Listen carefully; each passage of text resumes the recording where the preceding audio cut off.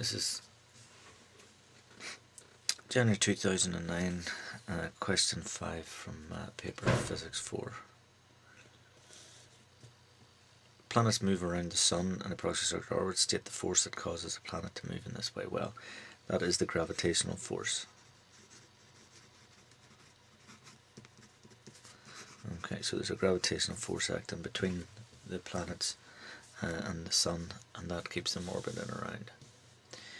For a planet in a circular orbit, it can be shown that t squared equals 4 pi squared r cubed over g times MSM is the mass of the Sun.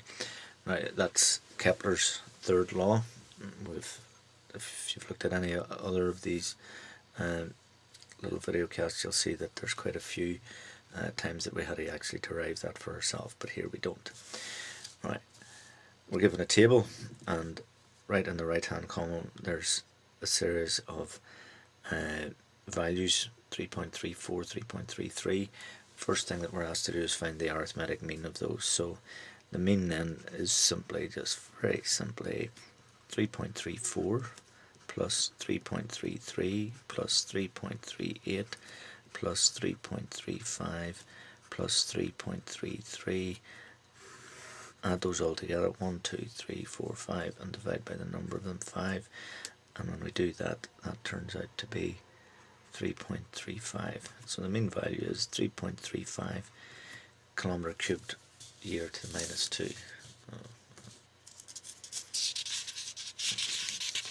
Let's look at there to see what I was doing. So, alright, calculate the conversion factor, which could be used to multiply a value in kilometers per kilometer cubed year to minus 2 to turn it into value, and where 1 year is that.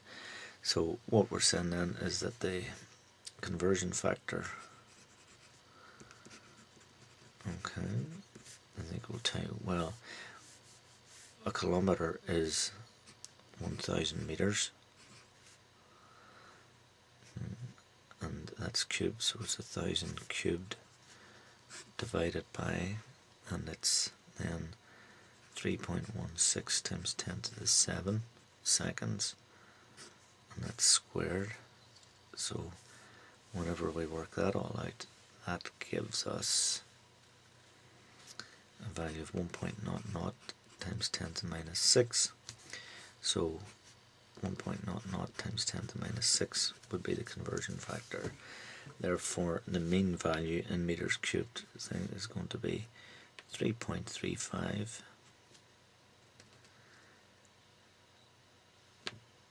times 10 to the power of 18.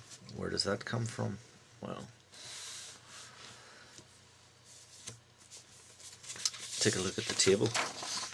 Okay, this is r cubed over t squared divided by 10 to the 24 kilometers. So we had 3.35 times 10 to the 24, and our conversion factor then is 1 times 10 to the minus 6.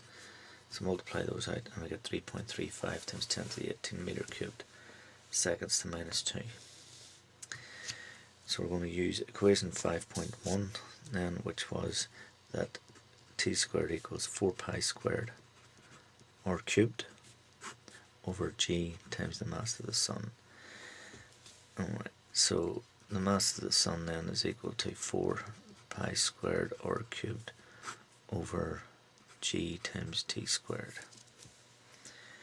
So we're simply going to fill in those values, 4 pi squared times, and r cubed then over t squared.